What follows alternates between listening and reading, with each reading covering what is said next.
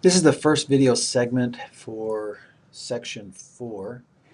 In this section, we'll be talking about sampling. Sampling is pulling a subset from a population, and when we sample, we can pull a sample that has natural error or what's called sampling error, and that just means that sometimes you're going to get a sample that's slightly different or a little bit different than the population.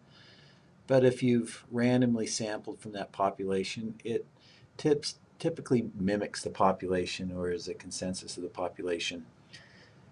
You might also get non-sampling error. Non-sampling error comes from several sources. There might be an error in acquisition. So you may have a recording of incorrect responses due to faulty equipment, mistakes due to transcription, misinterpretation, following, have a few more examples. Non-response error occurs when the respondents don't respond to a question, and that's usually a self-selection bias. And then the other selection bias is from the actual sample taker, the interviewer.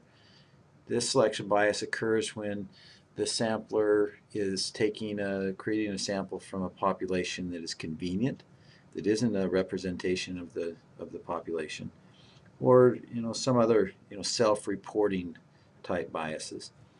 To give you an example of what a sampling error would be, if I said that I flipped a coin 10 times and I got 9 out of 10 were heads, you might think to yourself, well, that's possible, it's just not very probable.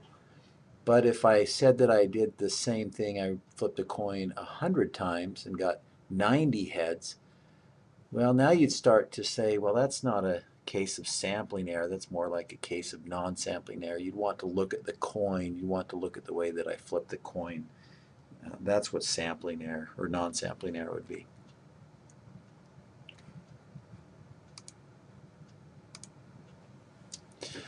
So when we pull a sample from a population, we're going to pull that from a population that typically is unknown, although in this section we're going to assume that we know the population parameters, such as the mean or the standard deviation. We draw that sample and we make an inference about the population. Now the population could be very small, it could be very large, but the sample size is irrespective of the size of the population. So sampling distribution is the probability distribution associated with the sample statistics, such as a mean or a proportion. There are many types of sampling distributions. The most common that we'll discuss is the sample distribution of the mean. So suppose that I pull several samples from a population and I measure the sample mean of each one of those samples. Well, those sample means, or x bar, are not going to be equal to the population mean, but we'd expect it to be close. And actually, when we look at the sample means, we find that that distribution is normally distributed. Now this has a unique characteristic because it allows us to think about all distributions as normal, not just certain distributions as normal. Common questions that come up. What is the difference between samples and sample sizes? The sample is a group of items we measure from a population. The sample size is the number of items in a sample. Number two, how many samples should I take? Well, it really doesn't matter since the theoretical distribution that you will not actually create is normal. So you think of it as a thought experiment. So for now, we imagine that there are lots and lots of samples so that we can get an image of the shape of the sample distribution, which is normally distributed, and you can see that here. So how large should my sample size be? Now, I've been asked this question many times, and it's really an amazing thing to me how it really doesn't matter how big your population is.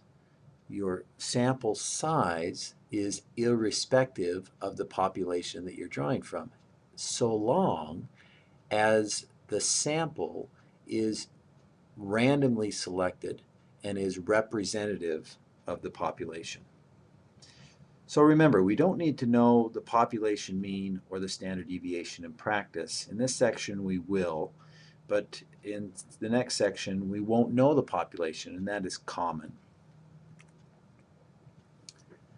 So three key pieces of information that you'll need to know what a sampling distribution looks like. The first is the mean of the sample distribution, or X bar. And we're going to assume, at least for the purpose of this, that the mean of the sample is equal to the mean of the population, unless we have evidence to suspect otherwise. Second is the standard deviation. Now, when we draw a sample from a population, we're going to be measuring the standard deviation, or the standard error, of the sample. We calculate this by taking the standard deviation divided by the square root of the sample size. And we'll discuss more about that in a moment. And then finally, the shape. Well, based on the central limit theorem, the shape of that sampling distribution is normal. It's normally distributed. So I'd like to bring in an example where you can see this normal distribution in practice. So for example, in this sample, we have a non-normal distribution. This would be a distribution similar to salaries in the United States, where most of the salaries are bulked down here in the lower areas. And then there's a few individuals up here in the high areas that have very high salaries. So we have a non-normal distribution, or a very skewed distribution. In this example that I have a link there, we're going to pull samples from this distribution. And I can define how many samples I'm going to take. I can also define my sample size. So in this case, I'm going to increase the sample size to 25, and I'm going to animate taking 5 samples from the population and then calculating the mean of those samples. So what we can see here is that it's grabbing 25 individuals. It's measuring their income, and then it's taking the mean of that income. Now we only did it once here for one sample. What if we did it 5, 10, 100, 1,000 times? What we see is, even though we have a skewed population, the sample distribution is relatively normal.